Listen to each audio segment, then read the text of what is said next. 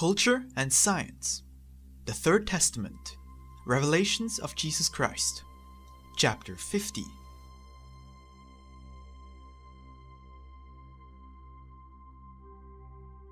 The pride and vanity of knowledge. Thus saith the Lord, I asked the men of this time, who consider themselves to be the most advanced in history of the world, have you not found, with all your talent, a way to make peace, to achieve power, and obtain wealth that does not mean killing, destroying, or enslaving your fellow men?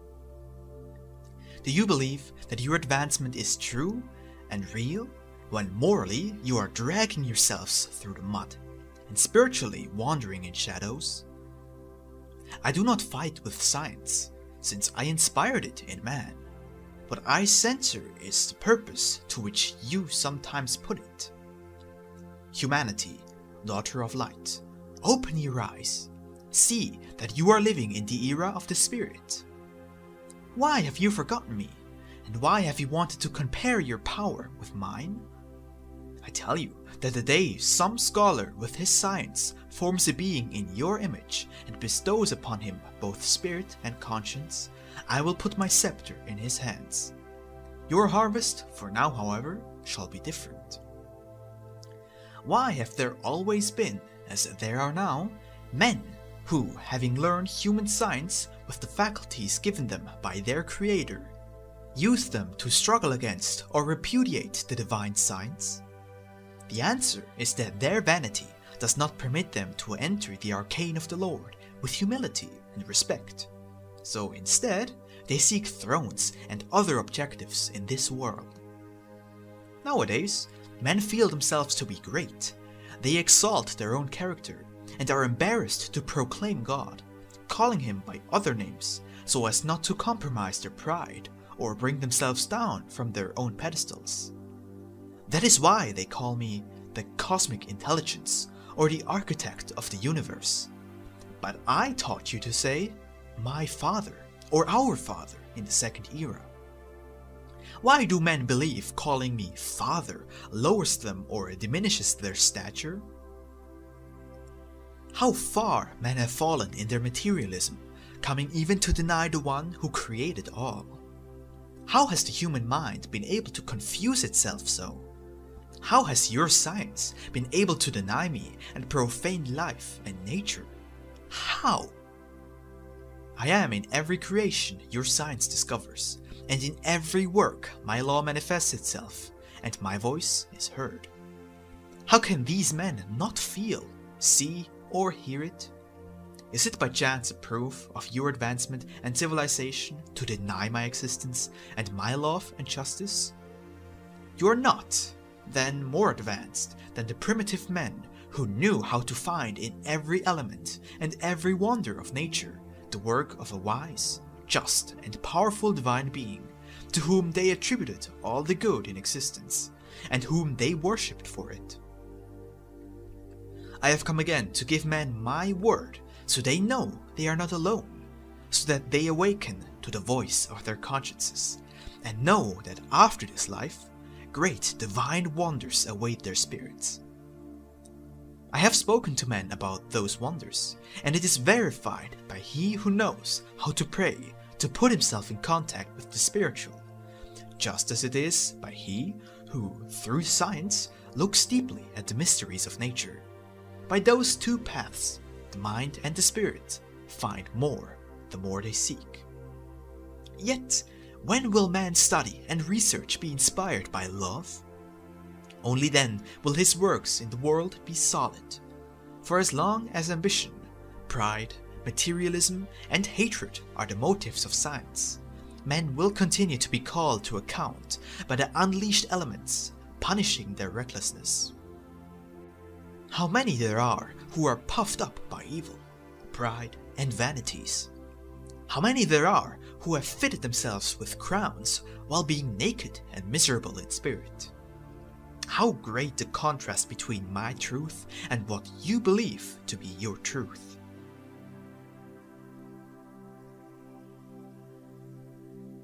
The consequences of materialist reasoning. If men would feel a true love toward their brethren, they would not have to suffer the chaos in which they find themselves. Everything around them would be harmonious and peaceful. But they do not understand the divine love, and they want only the truth which reaches the mind, not the one which reaches the heart. And there they have the result of their materialism, a humanity that is egotistical, false, and filled with bitterness.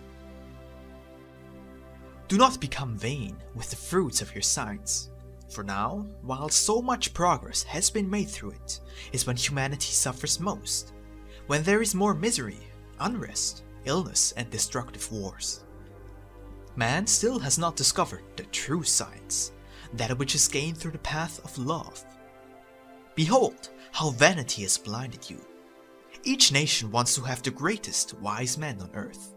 Truly, I say to you that the scientists have not penetrated deeply into the secrets of the Lord. I can say to you that the knowledge that man has of life is still superficial. What is it that you desire most on earth during these moments? Peace, health, and truth.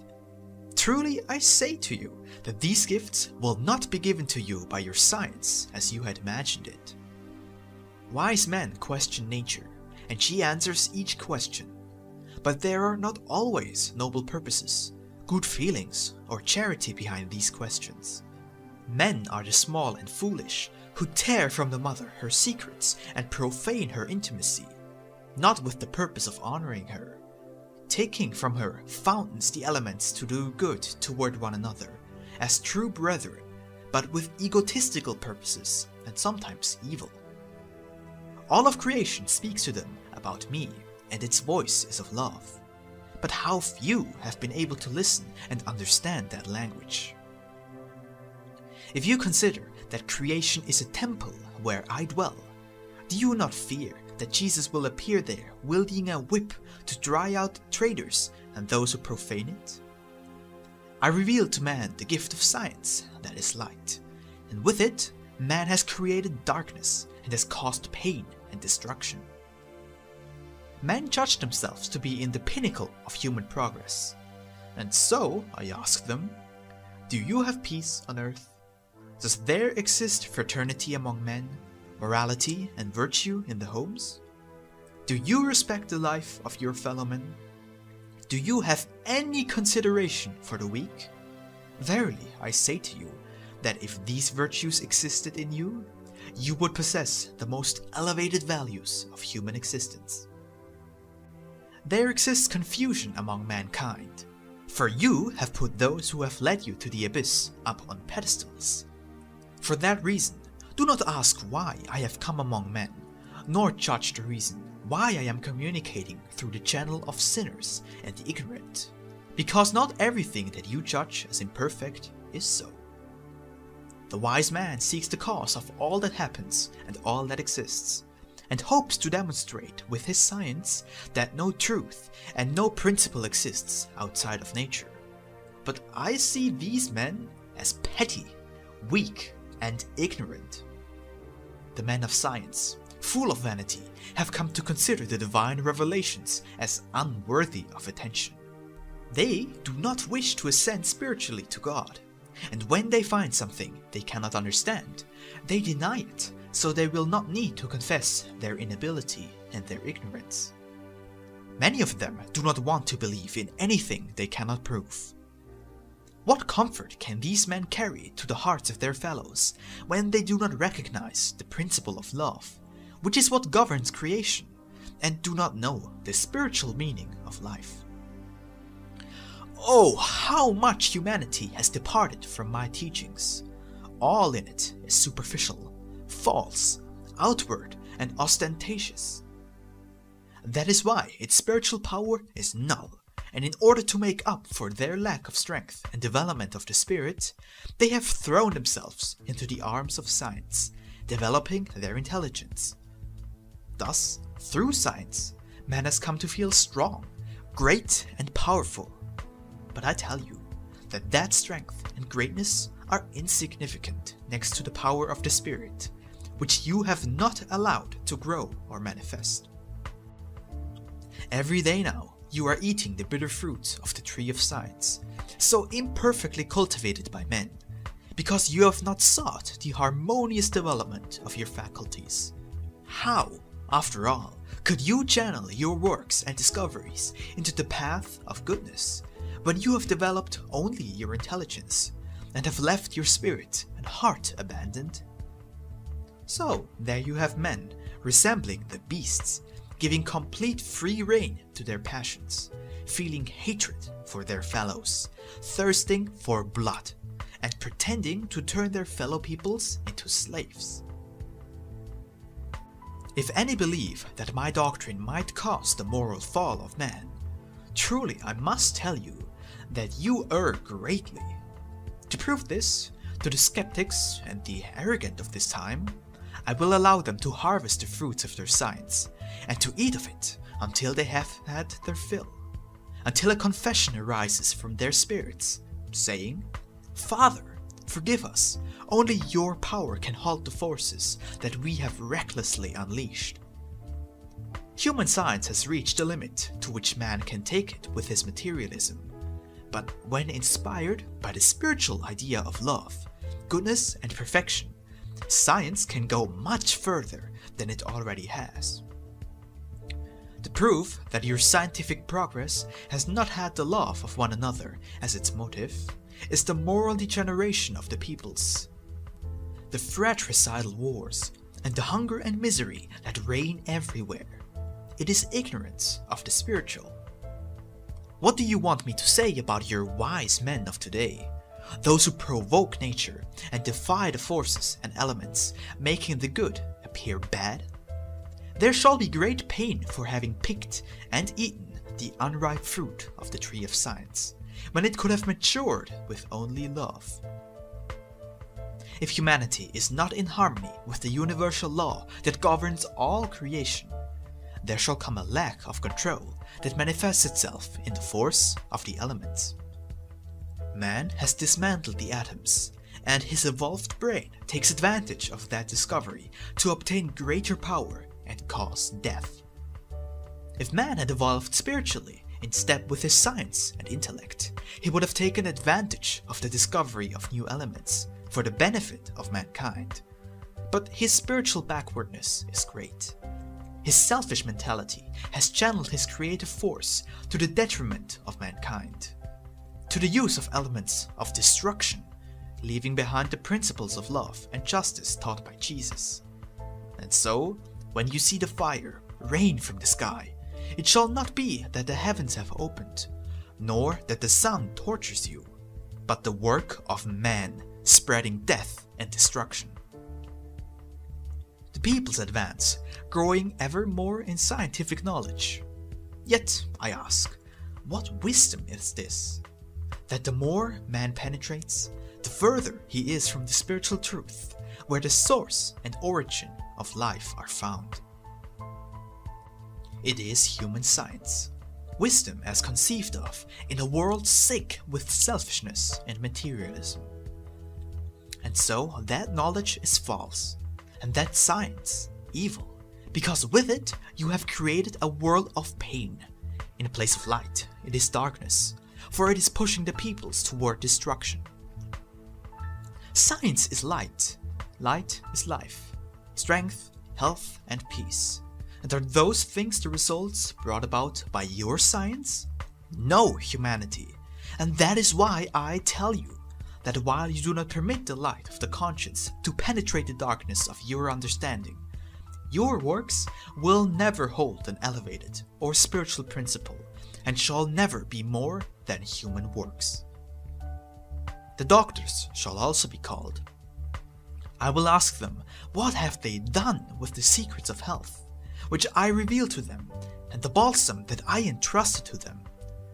I will ask if they have truly felt the suffering of others, if they have learned to descend to the most humble bed, to heal with love the one who suffers. What will be the response of those who have attained greatness, comfort, and luxury through the suffering of their fellow men, the pain that they were not always able to relieve? All of them will question themselves within their heart, and before the light of their conscience, they will have to answer me. Many of those who are spiritually dead must wander throughout the world, awaiting physical death to arrive before my presence. They will then hear the voice of the Lord that will caress them and help them to arise to the true life. What hope for salvation could they have had on earth if they believed that their sins were unforgivable and that they would be eternally lost, even though they felt that they could truly repent and make restitution for their sins? Spiritual beings who had lost all hope for salvation have arrived before my presence, as have other beings who have been sentenced to death on earth by men of science. I, who possess life, have saved those beings from their physical death. There are individuals on earth to whom I have entrusted the spiritual and physical well-being of all people. What are those individuals doing? Are they simply ignoring the high destiny that the Lord has entrusted to them to fulfill? Must I, who sent them with a message of health and life to earth, continually receive their victims? The inspiration of scientific knowledge by God and the spiritual world. If the men of science who move and transform your world were inspired by love and righteousness, they would already have discovered how much enlightenment I have reserved for the science of this era, and not that little bit for which they have shown so much vanity. Solomon was known as a wise man because his judgments, his counsel, and his decisions were clothed with wisdom, and his fame crossed the frontiers of his kingdom, thus reaching other countries. Although he was a king, that man knelt humbly before the Father, asking for wisdom, power, and protection. Recognizing that he was only my servant, and before me he placed his scepter and his crown. If all wise men and scientists would do it thus, how great their knowledge would be, and how many teachings would my secret sanctuary, yet unknown, reveal to them. Ask your wise men, and if they are sincere, they will tell you that they have asked God for inspiration, and I would give them more inspiration if they would request it with greater love for their brethren and less vanity for themselves. Truly I say to you, that all true knowledge that you have accumulated comes from me. All that is pure and elevated I will use during this period for your benefit, for I have granted it to you for that purpose. The spirit of man has evolved. That is why his science has progressed. I have permitted him to learn and discover what he ignored yesterday, but he should not dedicate himself only to material tasks. I have granted him that light, so that he may work for his peace and happiness in the spiritual existence which awaits him. If you have used some of your sciences to analyze and judge me, would it not seem more reasonable to use them to analyze yourselves until you know your essence and your materialism? By chance, do you believe that your Father cannot help you along the path of your good science? Truly, I say, that if you were able to feel the essence of the divine love, knowledge would easily reach your understanding without tiring your mind or exhausting yourselves with the study of subjects which you think are profound and which are truly within your capability. There is found in the great works of humans the influence and labor of higher spiritual beings who work and vibrate continuously in man's understanding, inspiring and revealing the unknown to their incarnated brothers. That is why, at all times, I will say to the scholars and scientists, you cannot boast of that which you understand or accomplish, because it is not your work alone. Many times you serve only as the instrument of those spirits that I mentioned to you. Has not the reach of your discoveries often surprised you? Have you not confessed to yourself that you are unable, or incompetent even, to attempt the things you have already achieved? Here is your answer. So why do you puff yourselves up? Understand that your labor is guided by higher beings, and do not deviate from their inspirations, because they always lead to good. Why, when humanity has witnessed the development of science and has seen discoveries which it would not have believed before, does it resist believing in the evolution of the spirit? Why is it obstinate in that which makes it stationary and lethargic? My doctrine and my revelations in these times are in accordance with your evolution. Let not the scientist be vain in his material work or his science, for in it my revelation has always been present, as has the help of the spiritual world that inspires from the hereafter. Man is part of creation. He has a mission to fulfill, as do all creatures of the Creator. But he has been given a spiritual nature, an intelligence, and a personal will, so that through his efforts he can attain the development and perfection of the spirit, which is the most elevated thing he possesses. By means of the spirit, man can conceive of his Creator and understand his benefits, as well as admire his wisdom. If instead of being made conceited by your earthly knowledge, you would identify yourselves with all my work, there would exist for you no mysteries. You would recognize yourselves as brethren, and you would love one another as I love you. In you there would be kindness, charity, love, and therefore union with the Father.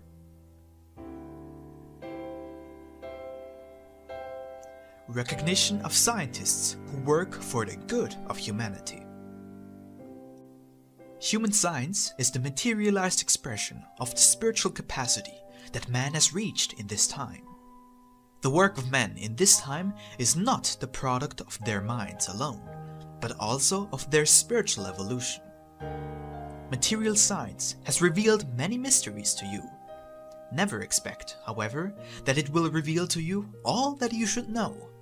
The science of the men of these times also had its prophets, whom humanity mocked and judged as mad, but who astounded you when their predictions were fulfilled.